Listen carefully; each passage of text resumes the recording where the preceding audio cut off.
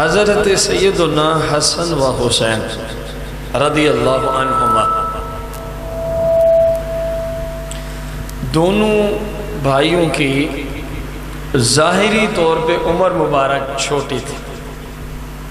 ظاہری طور پہ عمر مبارک چھوٹی تھی. آپ صلی اللہ تعالی وسلم صحابہ اور اہل بیت کو خطبہ دینے کی غرض سے منبر پہ تشریف فرما ہے. اب یہ دونوں شہزادے تشریف لے کے آ رہے ہیں. عمر مبارک ظاہری طور پہ اتنی چھوٹی ہے، آتے ہوئے کبھی گر پڑتے ہیں تو کبھی کھڑے ہو جاتے ہیں. آ رہے ہیں اپنے نانا جان کے جان، اور رسول اللہ اس وقت کیا فرما رہے ہیں؟ منبر پہ بیٹھ کے خطبہ دے رہے ہیں. کتنا اہم کام ہے، اندازہ لگائیں آپ. دیکھا کبھی بڑا شہزادہ گرتا ہے پھر کھڑا ہو جاتا ہے، چھوٹا گرتا ہے پھر، حتیٰ کہ رسول پاک صلی اللہ تعالی علیہ وآلہ وسلم نے اپنا خطبہ موقوف کر دیا. جو بیان دے رہے تھے اس کو روک دیا، منبر کو چھوڑا. قبلہ یہ عام منبر نہیں ہے، یہ منبر رسول کی بات ہو رہی ہے. باقی جتنے منبر و محراب ہیں ان پہ مجازی طور پہ لفظ بولا جاتا ہے، اگر ان کے تقدس کا کسی نے بیٹھنے والے نے لحاظ رکھا ہو تو. لیکن وہ حقیقی منبر رسول ہے. اور آپ سب کو اس بات کا علم ہے کہ جو چیز، حتیٰ کہ جو زمین کا حصہ حضور صلی اللہ علیہ وسلم کے مبارک جسم سے لگ جائے وہ عرش اعظم سے افضل والا ہوتا ہے. اور یہ منبر رسول ہے، ریاض الجنہ میں ہے، مسجد نبوی میں ہے. سب سے بڑی فضیلت یہ ہے کہ اس پہ سرکار بیٹھ کے خطبہ ارشاد فرمایا کرتے تھے. آپ صلی اللہ علیہ وسلم نے خطبہ چھوڑا، پھر اپنا مبارک منبر چھوڑا اور آپ تشریف لے گئے اپنے شہزادوں کے پاس. اور حضور صلی اللہ تعالی علیہ وآلہ وسلم نے اپنے شہزادوں کو اٹھایا اور اپنے ساتھ منبر پہ آ کے بٹھا دیا. اب اندازہ لگائیں کہ کتنی الفت آپ صلی اللہ علیہ وسلم اپنے ان شہزادوں سے فرمایا کرتے تھے. دیکھو کوئی آج کا مفتی عالم کہیں قرآن کا درس دے رہا ہو، درس حدیث دے رہا ہو، اس کا بچہ ایک دفعہ نہیں 10 مرتبہ اس کے سامنے گرے، اگر اس میں کوئی شعور اور عقل والی بات ہے وہ نہ اپنا درس روکے گا نہ وہ منبر چھوڑے گا، کہے گا کوئی مسئلہ نہیں، کوئی سنبھال لے گا. اگر یہاں سنبھالنے والے ہیں تو وہاں نہیں تھے. بات کو سمجھنے کی ضرورت، وہاں بھی تھے. لیکن جو میرا رشتہ میری اولاد سے ہے، اس کا تقابل اس رشتے سے سوچنا بھی بے وقوفی ہے جو مصطفیٰ کا رشتہ حسنین کریمین سے ہے. اب میں چھوڑوں تو آپ کہیں کہ شاید کوئی عقل کا مسئلہ ہے، یار درس قرآن کو چھوڑ دیا ایک بچے کی خاطر. میں چھوڑوں، میرا شیخ چھوڑے درس حدیث کو چھوڑا ایک بچے کی خاطر، میں یا اس طرح کے اور جتنے لوگ ہیں عام وہ چھوڑیں تو سوال ہو سکتا ہے یار بچے کی خاطر ان کو سوچنا چاہیے تھا، درس چھوڑ دیا، منبر چھوڑ دیا، اتر کے آئے. بات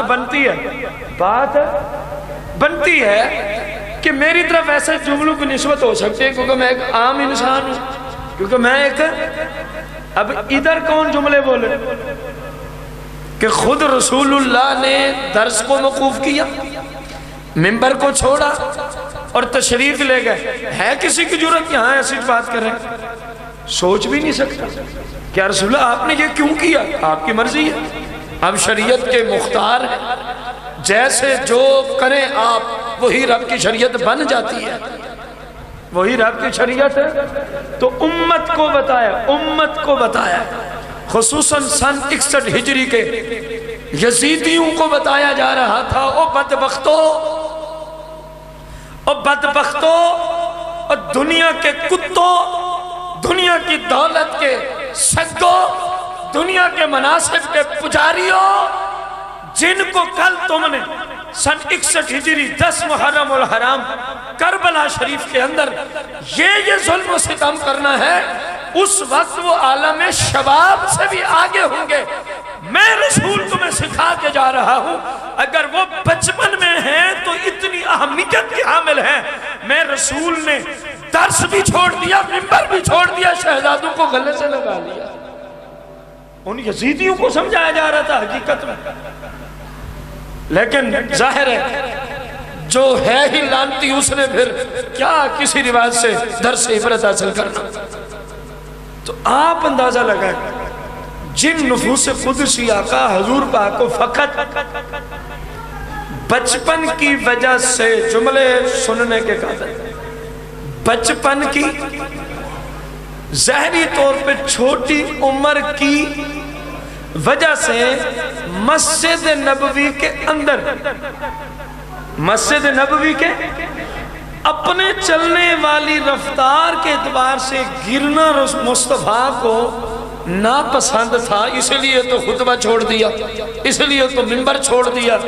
ان یزیدیوں کو اس دن خیال نہیں آیا ہوگا کہ آج ہم کتنا ظلم و ستم کر رہے ہیں، جو حبیب خود رسول پاک نے وہاں وضاحت فرمائی تھی کہ مجھ سے اپنے شہزادوں کا یوں گرنا برداشت نہیں ہوتا تھا، اس لیے میں نے درس بھی روکا، میں نے منبر بھی چھوڑ دیا۔ تو جس حبیب علیہ السلام کو اتنی الفت ہے حسن و حسین سے کہ ان کا اپنی طبیعت کے اعتبار سے بچپن ہونے کے ناطے سے اپنی رفتار سے چلتے ہوئے آ رہے ہیں، گر پڑنا اس سے کوئی تکلیف بھی نہیں ہوتی بچے کو، سرکار کو یہ پر گوارا نہیں ہے، ناپسند ہے۔ تو جو کربلا میں ظلم کیا یزیدیوں، اصل میں آپ کو احساس دلانا چاہتا ہوں کہ آپ ذرا سوچیں کہ آج ہم ان لوگوں کو بھی ان کی ہاں میں ہاں ملاتے ہیں، ہم ان لوگوں کو بھی پتہ نہیں کیا سمجھ بیٹھے ہیں مسلمان کے عقیدہ ہوتا کیا ہے۔ یار جو یزید کو آج اچھا کہہ رہے ہیں، آپ ان کا جنازہ پڑھنے چلے جاتے ہیں۔ جو یزید کو آج اچھا کہہ رہے ہیں، وہ بیمار ہو جائے آپ اس کو پوچھنے چلے جاتے ہیں۔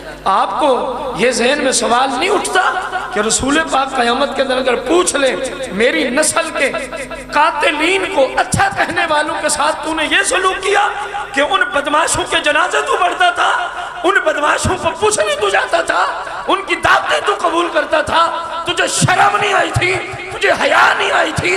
اگر تیری نسل کو کسی شخص نے ظلماً قتل کیا ہوتا، کیا تو اس کے گھر دعوت قبول کرتا؟ آپ سے سوال، کیونکہ حق بات پہ مسائل تو پھر بنتے ہی ہوتے ہیں، کیا کریں آپ سے سوال ہے، آپ کی نسل کو کسی شخص نے بغیر کسی جرم کے ظلماً قتل کرا دیا ہو، اور ایک بندہ کہ وہ بندہ بہت ہی اچھا ہے، وہ بندہ جنتی ہے، وہ مسلمانوں کا امیر المومنین ہے، وہ مسلمانوں کا خلیفۃ المسلمین ہے۔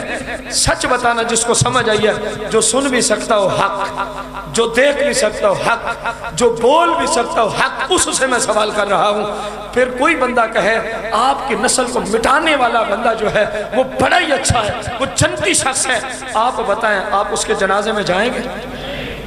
آپ بتائیں آپ اس کی شادی کے فنکشن میں جائیں گے؟ آپ بتائیں آپ ان سے رشتہ داریاں کریں گے؟ آپ کی نسل سے مصطفیٰ کی نسل معاذ اللہ نیچے ہے۔ ادھر سب سمجھ آتا ہے، وہاں کچھ سمجھ نہ آنا، اس کو میں اور کیا کہوں کہ ایمان کی کمزوری ہے۔ رسول پاک سے وہ پورا تعلق نہیں ہمارا کہ جو اپنی نسل میں ہمیں سمجھ آتا ہے وہی مصطفیٰ کی نسل پاک میں سمجھ کیوں نہیں آتا؟ حالانکہ میری اور آپ کی نسل تو اس مبارک نسل کے پاؤں کے دھول کے برابر بھی نہیں ہے۔ یہ میں نہیں کہہ رہا، یہ صحابہ کا عقیدہ، یہ ہمیں شریعت نے سکھایا۔ ہماری نسلیں مصطفیٰ کی مبارک نسل کے پاؤں کی خاک کے دھول کے رسول اکرم نور مجسم صلی اللہ علیہ وآلہ وسلم نے بچپن مبارک میں اپنے شہزادوں کو گرتے ہوئے کیا کیا؟ سہارا۔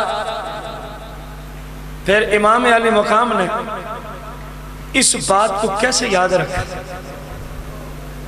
حالانکہ بچپن کا عالم ہے، کون سا عالم ہے؟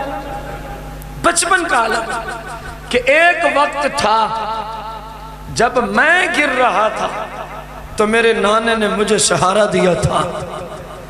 اور اے حسین اپنے آپ کو فرما، آج وہ وقت ہے کہ نانے کے دین کو گرانے کی ناپاک سازشیں ہو رہی ہیں. حسین تو کنبے کو قربان کر کے بیٹھا. کہا حسین تو پھر حسین ہے نا.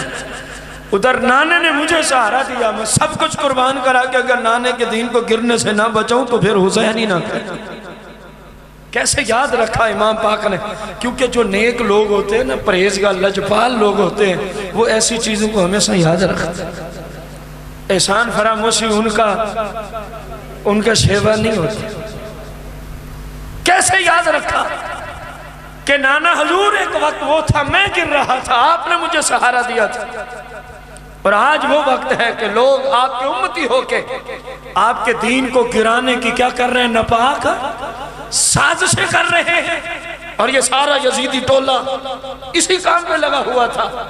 جو کل تھا یا جو آج ان کی باقی نسل ہے، ان کا کام مصطفیٰ کے دین کو گرانا ہی ہے. یہ یاد رکھیں آپ.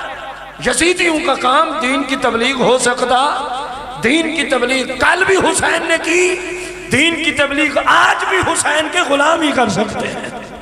اور وہ وہی ہیں جو صحیح العقیدہ ہے، جو کسی بھی نفوس قدسیہ میں سے صحابہ ہیں، اہل بیت ہیں، سرکار کی بیویاں ہیں، سرکار کی امت کے حقیقی اولیاء ہیں، انبیاء ہیں، جو کسی کے گستاخ نہیں ہیں. ان کی تبلیغ کا درجہ اور تبلیغ کی حیثیت رکھتی ہے. بقایا سارے دین کو ڈھانے کی کوشش میں لگے ہوئے.